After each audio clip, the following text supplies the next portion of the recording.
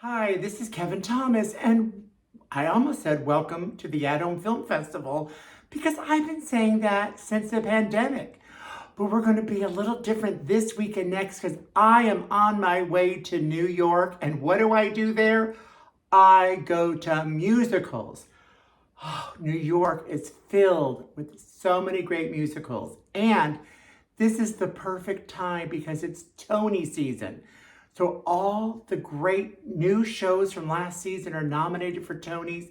Some great performances weren't nominated, but it's just the best time to go, I must say. Now, if you don't go to New York a lot, I don't want to poo-poo that you want to see Mamma Mia or The Lion King, because if you're going to watch shows and you never travel and you never go to the theater, New York is the place to see these classics. When you see them on tour, for example, they're not as robust and maybe over the top. Because when you're playing in Broadway, they expect to be there for months, maybe years, maybe decades. But when it's on the road, it often has to fit in the back of a truck for them to be able to take it to different city after city. Some days the play is only 2 or 3 days, sometimes it might be a month. So they have to scale it down. So when you go to New York, you gotta watch it big, you gotta watch it live, and you gotta just fall in love with it. One great example of a show that's better in New York, even though it's still good on tour, is Miss Saigon. I saw it in London when it opened. I saw it on Broadway when it opened. It's a really good show. It's romantic, great songs, but it's the spectacle of it that makes it great for New York, because this show has a helicopter landing on stage. Yes, it does. Sorry, it's kind of murky, but there's the helicopter landing on stage. If that doesn't blow you away, nothing will. On tour, this often has the sound of a helicopter and a rope coming from above the stage so he can climb up like he's climbing up to the helicopter. It's still good, but not as effective. So you have to see it on Broadway.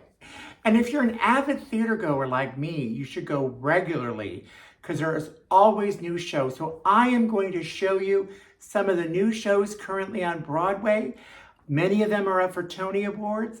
And if you want to prepare and get a little background on them, I have movies or TV shows you could watch just to set the stage. Frankly, when I see a new show, I like to go sight unseen from any history about it because I want to hear the songs for the first time live and not have heard them on a recording or have seen a movie about it. But sometimes you need to prep because maybe it'll make the experience more rewarding for you. So let's see what we got, okay? I'm so looking forward to Schmigadoon. It's on Broadway. It's up for 12 Tony Awards. It's supposed to be lovely and fun and enjoyable. And guess what? It was based upon an Apple Plus TV series that lasted 2 seasons with a lot of Broadway stars when it was on Apple. So if you want to prepare to go see the musical on Broadway, why don't you watch the TV series? Oh, it's so fun. I bet you the live musical will be too. Another musical I can't wait to see on Broadway is The Lost Boys, which is also up for so many Tony Awards. It has original songs. It seems so exciting. It's getting a lot of great press and reviews. I can't wait to go see it. But if you want to see it too and you want to prepare for it, you could watch the movie. In case you forgot, from decades ago, there was Lost Boys, the movie. It's has been a long time because Kiefer Sutherland and Jason Patric played teens. Oh my God, wasn't that Corey Haim too? This is totally a tribute to the 80s. I'm hoping the musical also is similar, but this was so fun, even though it deals with vampires. But oh, this was so good. God, I can't wait for the musical. But until then, I can rent this for a few dollars on most platforms. Oh my God, then we have returning to Broadway, the Rocky Horror Show. Oh my God, it's up for Best Revival, the Tonys, Best Actor, Luke Evans, Best Actress, I think even other people in the cast. It looks so fun. I think this has the best cast, but if you want to prep to see it in advance and have a little history about it, you could, of course, watch the 1975 film, The Rocky Horror Picture Show, which has Tim Curry, it's got Barry Boswick, it's got Susan Sarandon, it's on Prime for a few dollars. It's so good. And actually, if you recall, This, I think, was the first movie that really became a cult classic. People used to go to midnight, maybe they still do, I think they still do, and they would recite the movie and sing along with the songs and reenact some of the scenes. By the way, you don't sing along at Broadway ever. Sometimes they invite you for certain numbers, just pay attention for the invitation.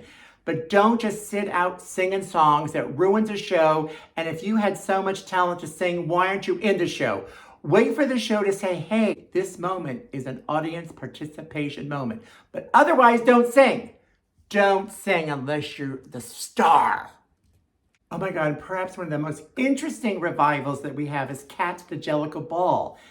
Cats, the original version, went on forever and decades on Broadway, where it really had people, cats, and licking themselves and dressed like cats. But this takes it to the ballroom, back from like the 80s, where they're not really cats, but they're singing, well, it looks like they are cats. I don't know because I haven't seen it, but they made a runway on there. It seems to emphasize the era when it came out, where the ballroom dancing was important and people became families, and their whole job was to go on stage and win a trophy because that bonded them together. Take that and Andrew Lloyd Webber songs from Cats, and you have an exciting new show that I'm looking forward to. If you want to prep early to know more about Cats and its original roots, I wouldn't suggest watching the movie that came out of the theaters and bombed big recently. There's two good things about this movie. I really do love to hear Jennifer Hudson sing Memory, so that's number one. And there was an original song written by Taylor Swift, which I liked. But if you want to feel connected to Cats and prepare to go, seek out the musical filmed version. That version could be found on most streaming channels, even on YouTube. It's cut up in parts. But see, back in whenever this came, I think early 80s, they dressed like they were cats. And I think it's changed in the new Jellicle Ball version, but it looks refreshing and new, and you take this old theme and watch that. So if you're gonna watch Cats to prep to go to New York with me, look at this version. Don't watch the filmed version with Jennifer Hudson, even though she's a great singer, because even Andrew Lloyd Webber disowned that film. Well, that's our show of the week. I hope you share, come back and subscribe. What's your favorite Broadway musical of all time? Let me know. As we leave, I'm doing a scene from Ragtime when they were singing at the Thanksgiving Day parade. This is the one show I caught this year already, and I loved it. I picture Joshua Henry here to win that Tony for Best Actor. He's so good. Oh my God, I love this show. And I love Joshua Henry ever since I first saw him in a small part in American Idiot. I just knew he was going places. I think he's been nominated 3 or 4 times for Tony Awards, and I think this time he will do it. But if you want to study a little more about Ragtime, there's so many other things you could do. First, there's a version that often appears on PBS, more of a concert version, but still, these are great songs. You might want to catch that.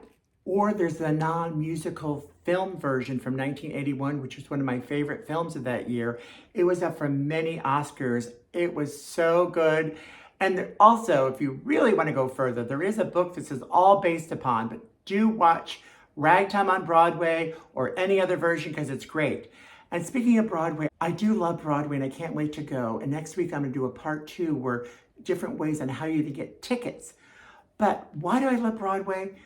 Because when you see it live, you're so in the moment and it so enraptures you with the greatness of what they're doing on stage 8 times a week. There's often moments that blow me away, and here's one of them as we leave. Let's take a listen to Nicholas Christopher in Chess.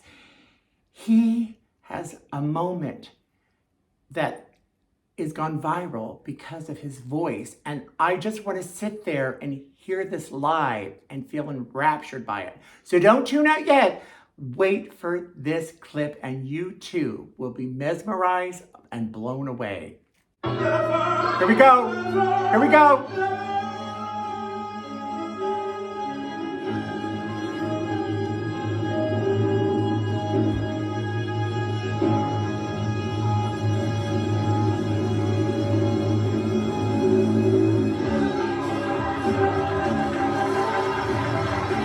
He's still going.